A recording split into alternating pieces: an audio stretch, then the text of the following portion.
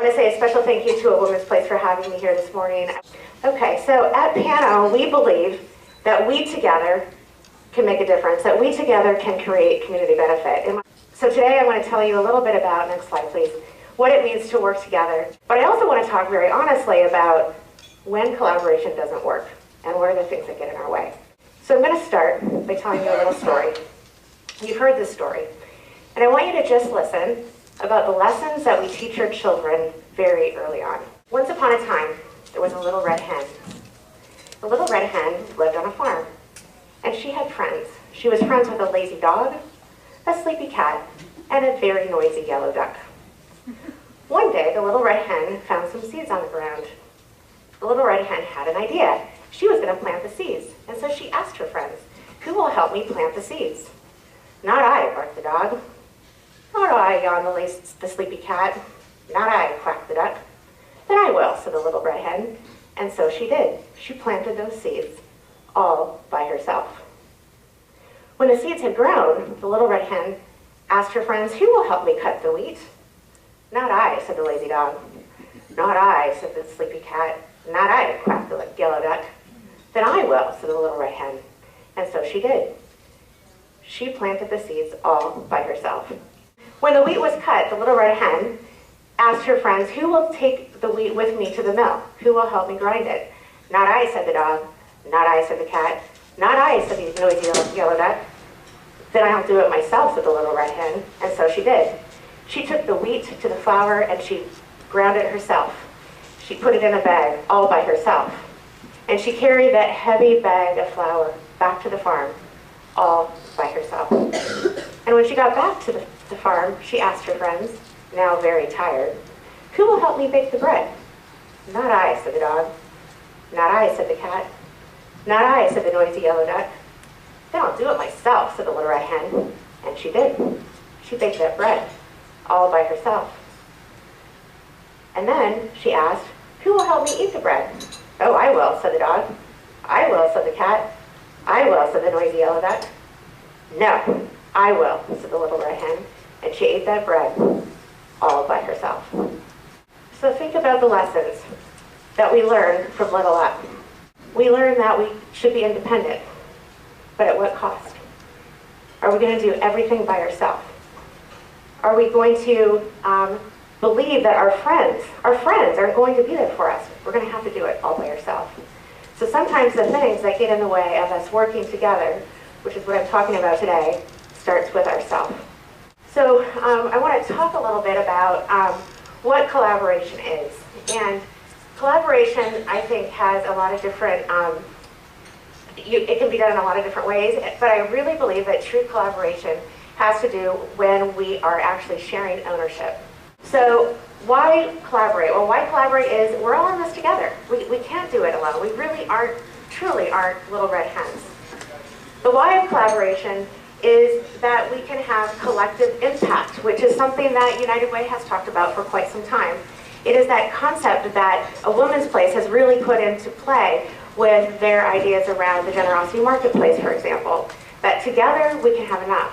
But what is collective impact? It is that the long-term commitment of a group of important actors from different sectors to a common agenda for solving a social problem. I actually think it is a long-term commitment of a group of people with passion from different sectors to a common vision for finding solutions. And I think there's a pretty significant difference in the language with that. You can have a task that you're working for, but if you don't have a common vision that you're reaching for, and if you're focused on the problem, you get really stuck on the things that are negative rather than thinking of solutions, which is a more positive framework. So what is collective impact? We together changing the world. There's a lot of little things that lead to success in collective impact, and some of these come from United Way, some of them come from some of the work that I've done, but one of the things that I just want to leave with you, if you don't remember anything else, is that you need to have a very clear vision of where you're going. You need to have a sense of urgency, because think about it, if there's not urgency, why do it today? Why not wait until next year? So you need to have urgency. You need to have the right people at the right table at the right time. I just interviewed Donna Spies from the Diaper Bank in central Pennsylvania. And she said that what made her collaboration successful was that she met face-to-face with leaders from the different agencies that they collaborated with, and also the caseworkers who worked on the front lines, because they understand and they knew how to get the diapers to the right people. So you need the right people at the right table at the right time. You need people and organizations who actually pay into it, organizations with skin in the game. So it's not just people who think it's a good idea, but people who will give of their blood, sweat, and tears. Clearly defined roles and responsibilities. You need to have ongoing interactions. So you need to have people that see each other often and frequently, so that you don't forget who each other is. A backbone support organization is one that actually makes the collaboration work and coordinates the people in it. And then you need to define what you mean by common success, and you need to have adequate funding. Fear.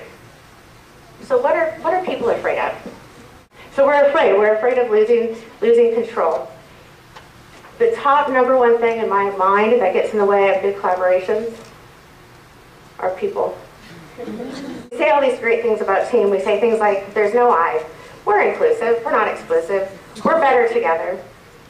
But at the end of the day, we really just want to do it ourselves. One of the things that we can do, and I think this is something that we all have control of, is building trust.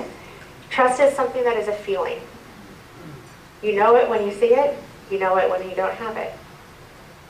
But you build your trust credit, your own trust credit, and it's so easy for it to fall apart. Trust cannot be forced. It has to be earned, and it has to happen over time. There are 2 dimensions of trust: character and competence. Character includes integrity, motive, and intent.